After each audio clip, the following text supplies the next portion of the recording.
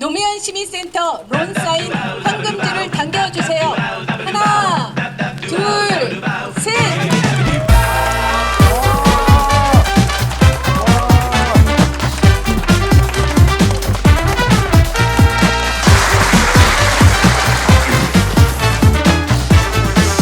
공무원들은 대부분이 정치인들 안 좋아합니다.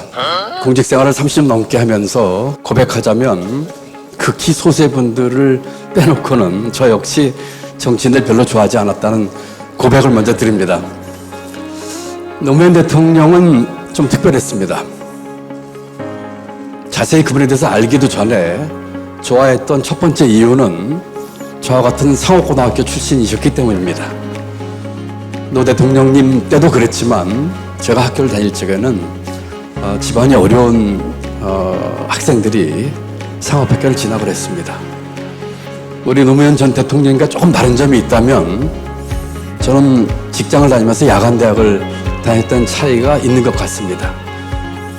노무현 전 대통령께서 대통령 되셨을 때 저는 미국의 워싱턴에 있었습니다. 워싱턴에 세계은행에서 직원으로 근무하던 중에 노무현 대통령께서 대통령에 당선되셨고 취임을 하셨습니다. 그리고 몇 해 지나지 않아서 저는 국가로부터 부름을 다시 받아서 지금의 기획재정부의 신설국의 국장으로 근무하게 됐고 비전 2030이라고 하는 보고서를 만드는 일에 책임자로 일을 했습니다. 그 당시 장관께서 제게 대폭적인 권한을 주셨기 때문에 제안한 것이 비전 2030이었습니다. 그 당시 2005년도였으니까 17년 전 일입니다. 앞으로 25년 뒤에 대한민국이 나아갈 길, 그 비전에 대한 작업을 했고 그 전에 한 번도 하지 않았던 25년 동안에 장기 계획뿐만 아니라 재정 계획까지 만들어서 보고서를 썼습니다.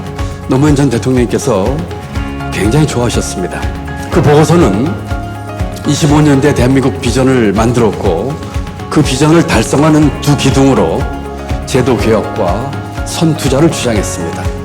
제도개혁은 정치, 경제, 사회, 교육, 시스템의 개혁에 대한 것이었고 선투자는 정부의 역할과 재정의 보다 적극적인 역할을 강조하는 것이었습니다.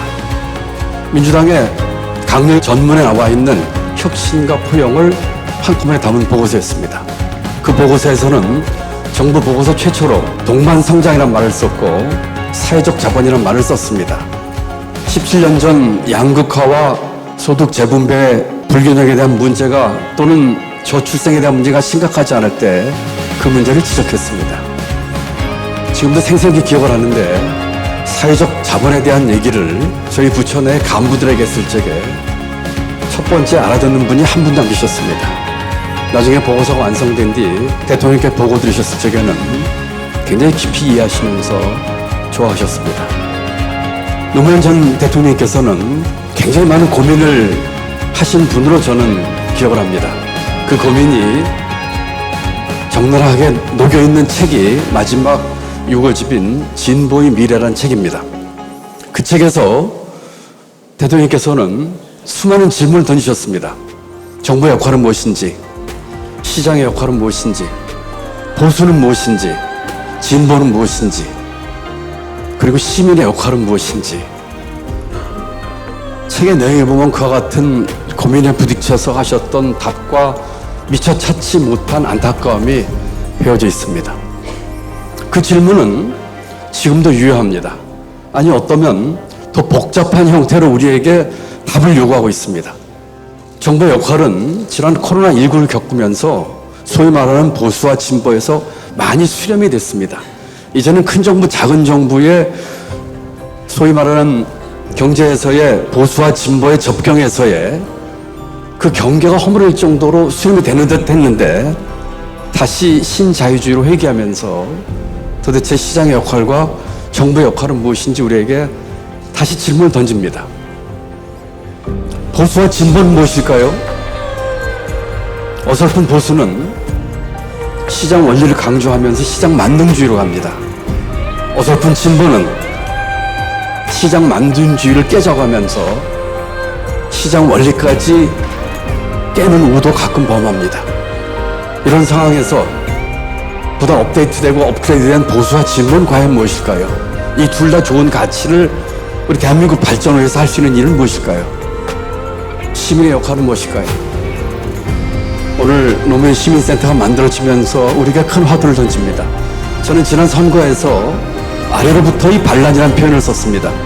소위 탑다운식으로 바꿔보려고 했던 수많은 시도들이 판판이 이루어지지 않는 것을 보면서 위로부터의 개혁은 성공할 수 없다고 하는 생각을 하게 됐습니다.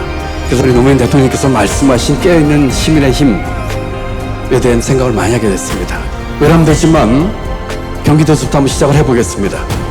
제가 감히 대통령님의 유지를 받들겠다는 말을 하는 것은 너무나 외람되기 때문에 그런 말까지 드릴 수는 없지만 노무현 대통령님께서 진보의 미래에서 찾고자 하는 그 질문에 대한 답을 조금씩이라도 찾는 노력을 저희 경기도에서부터 한번 해보겠습니다.